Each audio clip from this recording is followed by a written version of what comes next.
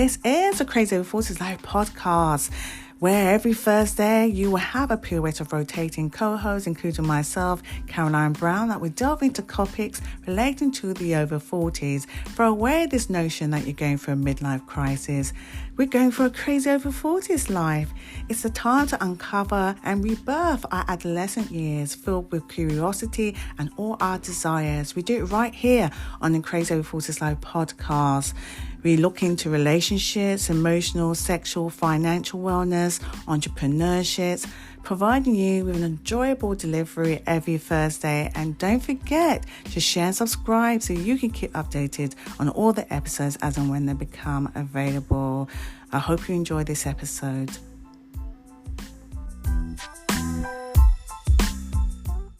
Hi, do you have a child who has ADHD, who's on the autism spectrum, or has learning disabilities?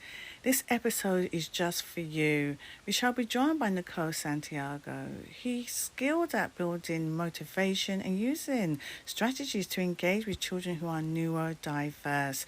She works as executive function coach and helps students grow their confidence, connection, communication, and this ultimately improves their school and home life. Don't go on this journey alone. I also have a child who's neurodiverse, so I shall be listening very carefully. And if you have a child who's neurodiverse, join the Crazy Over 40 Life family. We shall be back after the interlude. I'm your host, Caroline Brown.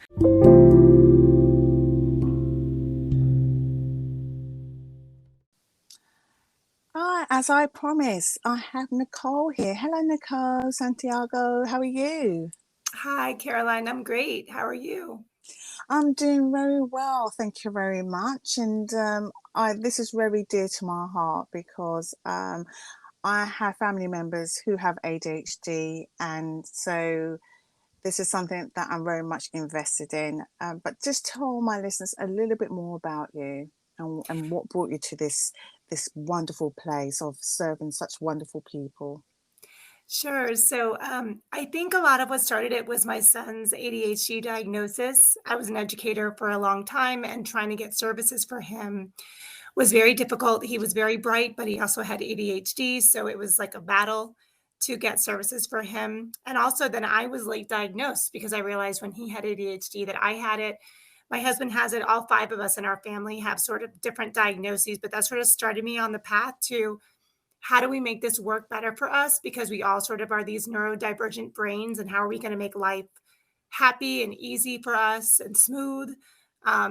So that sort of is what started me on my path, was that late diagnosis, helping my son, and then also just being an educator, being exposed to children, working with young adults too, and just seeing those ADHD kiddos pop up, those kids that are on the spectrum, and saying, hey, they're going to need some different supports, and wanting to make sure I could support those kiddos too. Oh, so wonderful. I mean, and that's the other thing, is that a lot of people are finding later on in life that they do have ADHD or ADD, which we'll go on to actually have a conversation about, really. What is ADD? Yeah, sure. So ADHD is attention deficit hyperactivity disorder. And the DSM-5, which is what psychiatrists use to diagnose here in the United States, that is, there's three types. So there's the inattentive type. That's the type I have. We're sort of the dreamy ones, don't always pay attention. A lot of times we're in our minds. Seems like you're not listening a lot, but it's sort of just where we stay in our minds. The hyperactive type is easier to identify usually, because especially as children, they have a lot of energy, a lot of running around. Some impulsive behaviors seem dangerous, climbing and all of those things that are really, really prevalent that you notice right away. That's sort of the typical hyperactivity. And then there's combined type. So you have children and adults that have some of the inattentive, dreamlike qualities, and then they also have those hyperactive ones where they have a lot of energy. And it changes too. It's a spectrum of ADHD, so not everyone's going to look alike, but you'll see some similarities in those three types. ADD is the older term for the inattentive type. So that's where it came from. That was attention deficit disorder, and it was more the inattentive type. And now they just have ADHD with those three types. Because obviously I'm here in the UK, and there's been a lot of work in the USA actually on this, which I tend to get most of my information actually from the US when it comes to ADHD. Now, there has been a new word to describe those who have ADHD or on a, as on the autism spectrum, Mhm. neurodiverse. Now, tell us a little bit about that. Yeah, sure. So in the 19 I think it was 1990, Judy Singer, she's an American sociologist, and she coined the term neurodiversity, which is sort of a different lens of looking at people with a different brain type, right? So you have a different brain and nervous system. So she sort of coined this term neurodiversity to say, hey, all the human genome should be respected. There's differences that come with different brain types. It's not just a disorder, it's a difference, a brain difference. So that's where sort of a lot of these terms came. Neurodiverse can include anything, anyone who has brain differences. So autism spectrum disorder, and a lot of times people prefer to say autistic. There's autism itself, okay, ADHD, dyslexia, even bipolar and schizophrenia. Anyone who has a brain difference could be considered neurodiverse. And then, sort of, I think the biggest thing about it is just that mindset shift of this doesn't have to be just an impairment. It can be a different way of looking at the world that might be necessary, almost like a Darwin survival of the fittest. Like we might need these brain differences to help us look at the world in a new way, if that makes sense. Well, yeah, there have been many great people who've actually showed us that they have led the way in many things. Um, Neurodiverse, being neurodiverse, do you think that's changed the kind of the label, the stigma that goes along with this? I think that's the hope. Um, Mm, I prefer to say ND or neurodivergent. I use ND or atypical a lot more um, than I'll say not normal, than I'll say disabled. I mean, those right. all terms are correct though. And I think too, if you are disabled, you're worthy of respect. If you are neurodivergent, you're worthy of respect. If you're autistic, if you're dyslexic, whatever you are, we're all here for a reason and a purpose. And so to me, it's really important that whatever you're labeling it, the more we just talk about what these differences are and we're aware of what they look like, we can be more accepting and realize how much we all need to work together. Mm. And what do you say about those people say, oh, they're just naughty children, they tend to grow out of it anyway, because we do as adults, maybe the symptoms are less severe. So Right. what do you say to those who say that? I think there's a little bit of just misunderstanding. And I think that education is so important. It's a lot of what I do. So, a lot of my work on the side is sort of just free education. Because once you realize that instead of thinking your child is just being naughty and being defiant, because defiant is really just the autonomy that a lot of neurodivergent kids are seeking. If you're looking for that autonomy and they're not getting it, there's a lot of fighting back. There's, oppositional defiant disorder that comes out, all this disrespect for authority, lack of respect for authority.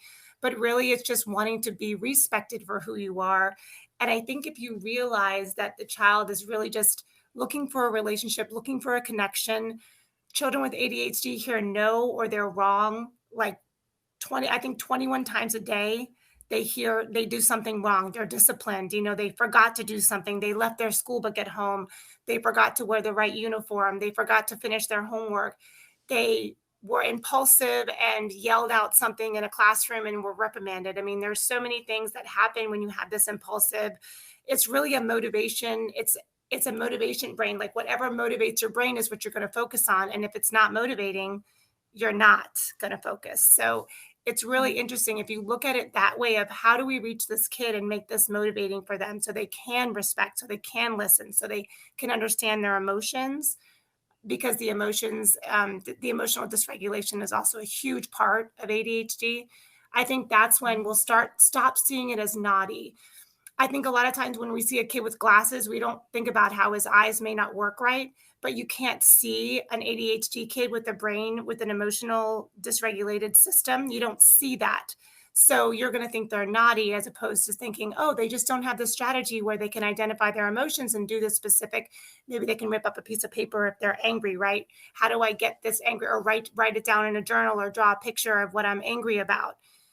They don't have those tools. We see the glasses, we don't think anything of it. We don't see the child who has that need to know, hey, they need the journal, they need the tools and the strategies. And I hope that one day it'll get to the point where we realize, hey, this child is just like a kid with glasses. They just Mm, haven't received the glasses yet. How do we give them their glasses? mm.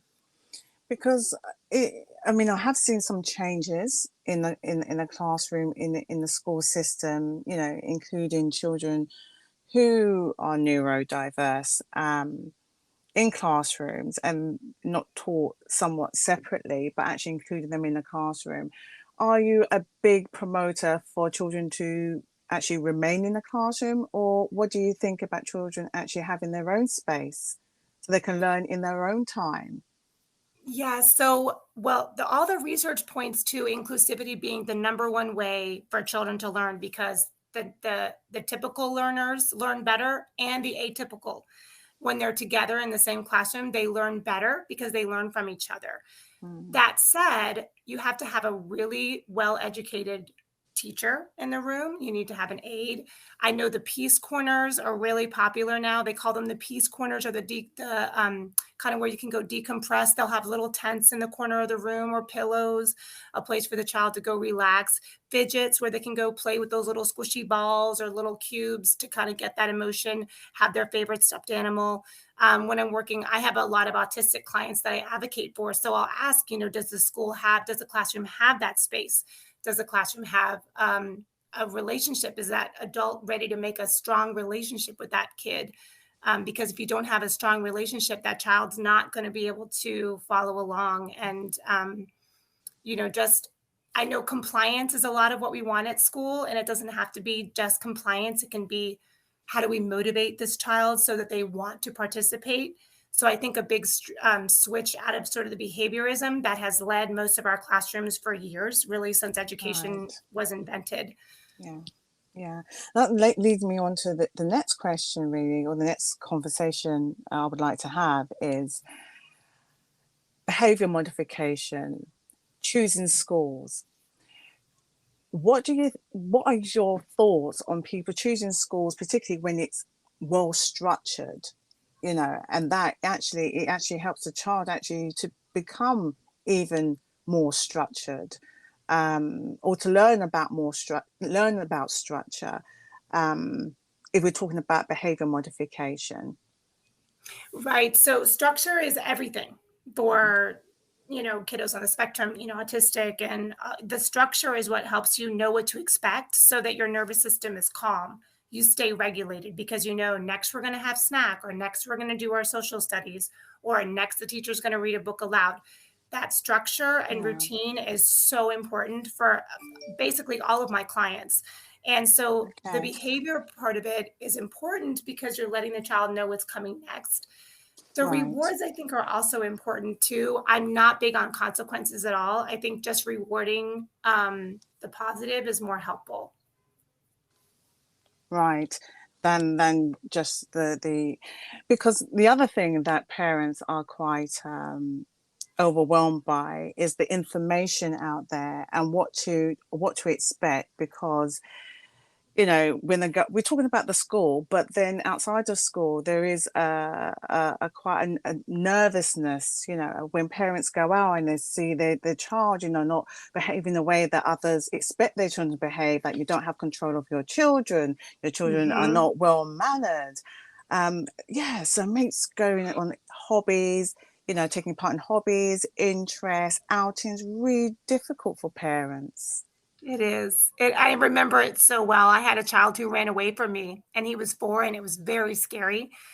So my son had a backpack where it was attached to me. Some people like look down on that, the leash, I guess they call it.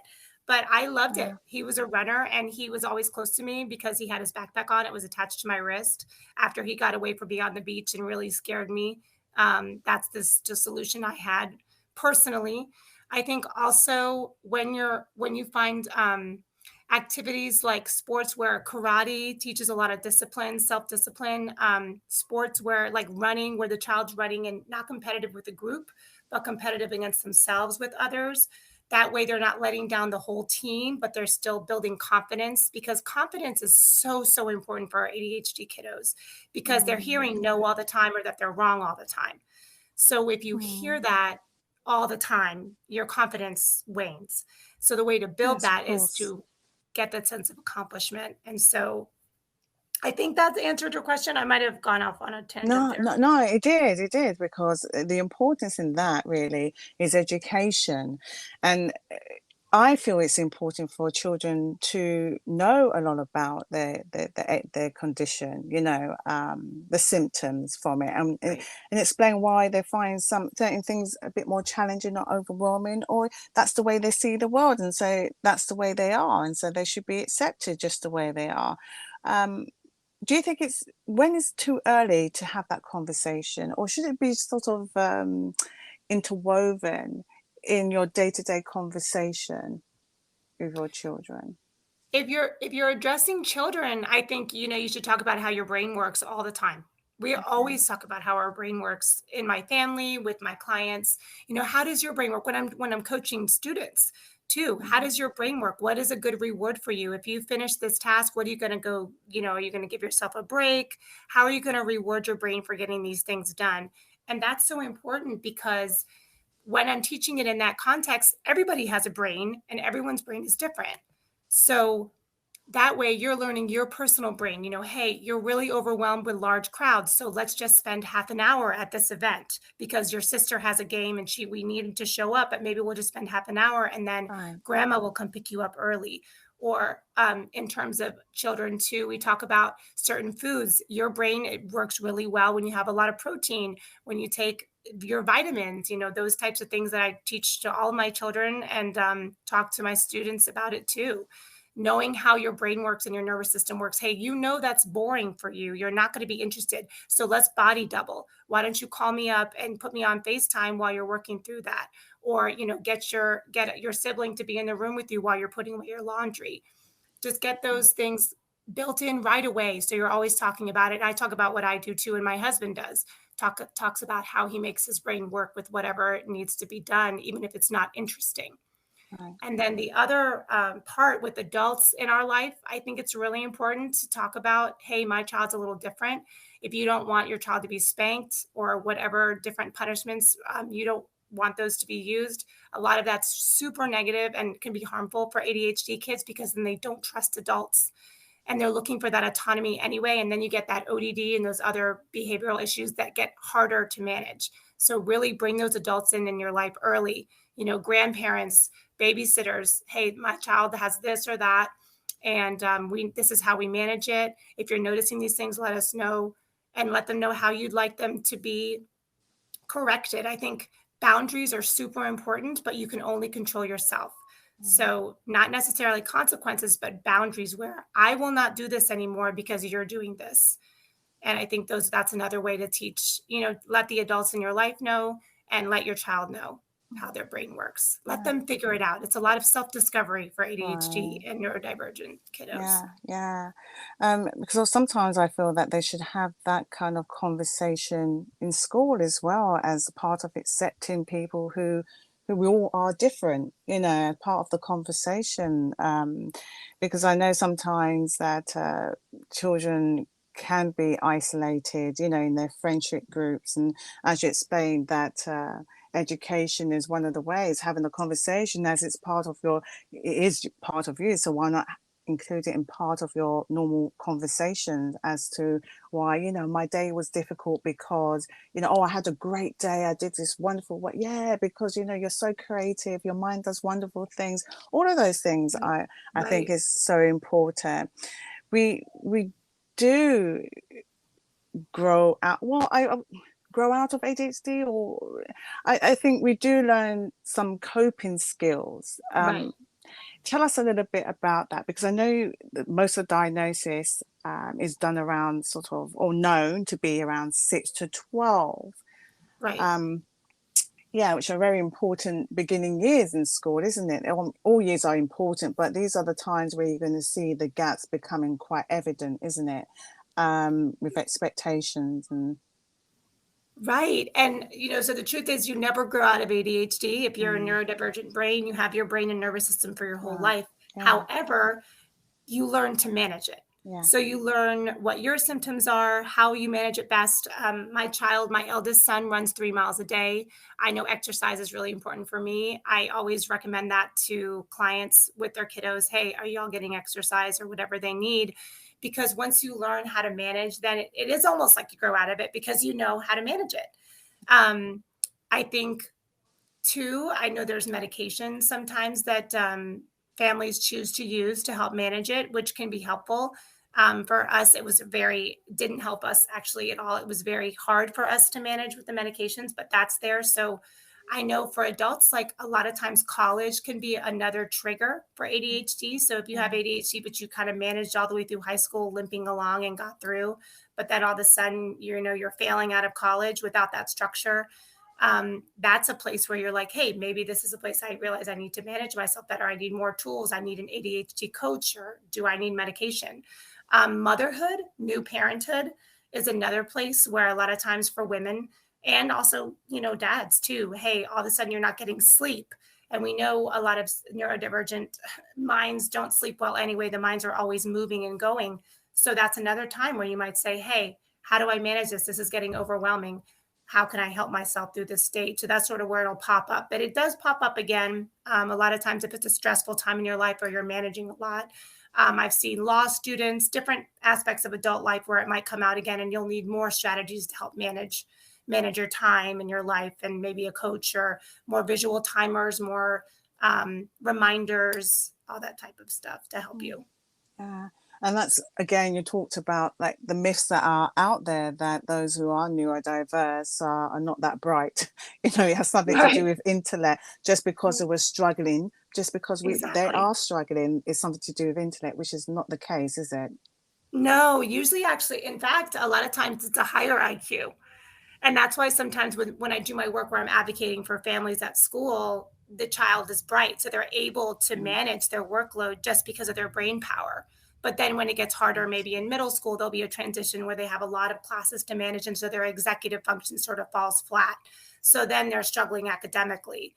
But it's really just the executive function piece that needs to be supports need to be put in place, and then that child will thrive. But the school is like, hey, they have good grades, they don't need any help. And I'm like, no, no, no, they actually do need help. Right. And here's how we can do it. That's kind of one of my jobs that I It's enjoy, actually. I'm excited hearing it actually, because the executive functioning, tell us about that, because I think people don't realize how important the executive functioning is. Right. Well, I mean, just think about it. Everything you do with your day, you use your executive function skills. Everything. You can't get anything done without using your executive function. It's how we get things done in life. And I think for ADHD kiddos and other neurodivergent kiddos, you need to break it down, the steps. I mean, something simple like paying a bill, that if you're going to mail it, you're going to need a stamp. You need to know the address, write a check. If you're paying it online, how do I go on? What's my password? There's a bunch of repeated steps in all of these typical processes, especially when we look at something like homework. It's not just doing the assignment. It's, did I email it to the professor or teacher? Did I bring it into class if it's a piece of paper? Did I put it in the right place at home so I remember to bring the backpack in where it was? I mean, there's a lot of people with ADHD who get hyper focused forget to eat sometimes because their brain is so into whatever they're working on, that interest based nervous system. So how do you make it so you're going to be able to get those things done? That's executive function. I have a timer. So if I know I'm hyper focused on this task, I have a visual timer, I have an alarm. I use Alexa, the app that will remind me, hey, take your vitamins. Hey, it's 10 o'clock. You should get ready for bed. I set reminders and timers for those things, that I have my students do it too. Put your homework in your backpack, and you can make checklists on the wall, and there's fun apps to do these types of things for kiddos and adults too, just so Mm. you can get those things done. I mean, task initiation, anything productivity, keeping sustained focus on something that's boring to completion, all of those sort of executive functions, we need them. And it's how we get things done in our life. Yeah, thank you for sharing that. And the importance of that, as I like to add, is that you can risk burnout, being burnt out, being overwhelmed, depression, um, if it gets to a point where you're feeling so overwhelmed, it's not managed correctly. Exactly. And I think that's the biggest for me. That's why early intervention and early diagnosis is so important. Because if you have a child who just feels shame all the time because they think they forget things, or why do I blurt out things in class, or why can't I keep a friend? Why am I so impulsive? Why do I turn people off? That's when it's really important that you get that early diagnosis and you get that intervention so you can get those supports right away for your family too. For me, parent coaching is Yeah. everything. I wish So, there was more resources for parent coaching. That's a so, really big part. so tell me about the work that you do and where can people get in contact with you? Oh, yeah, sure. So, yeah, I'm an executive function coach, which means I basically help kids get their work done.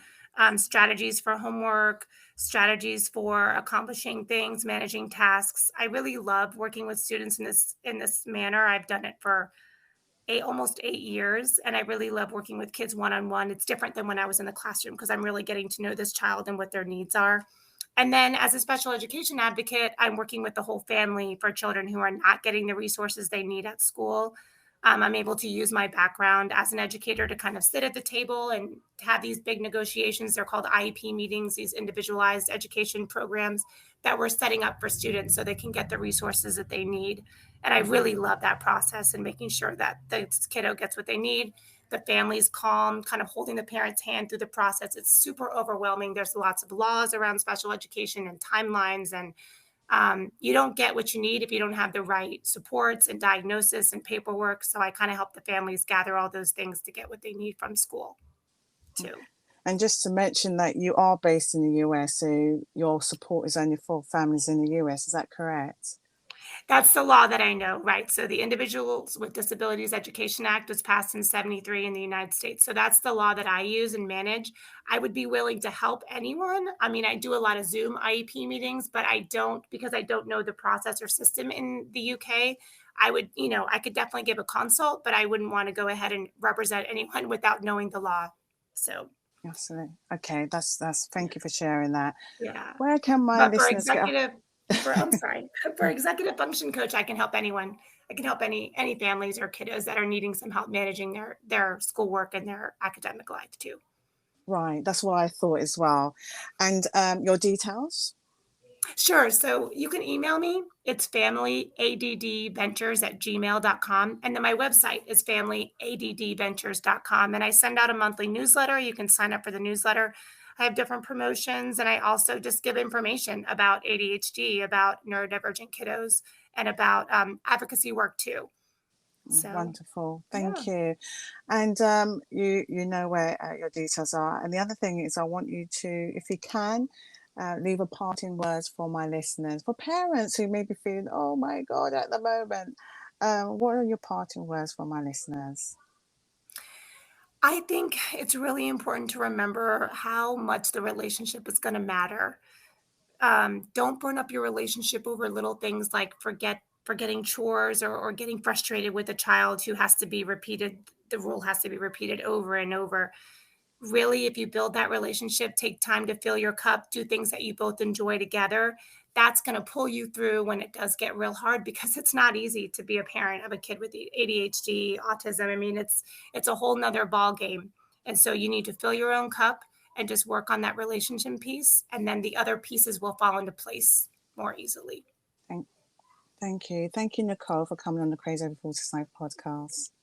Of course, thanks for having me, Caroline.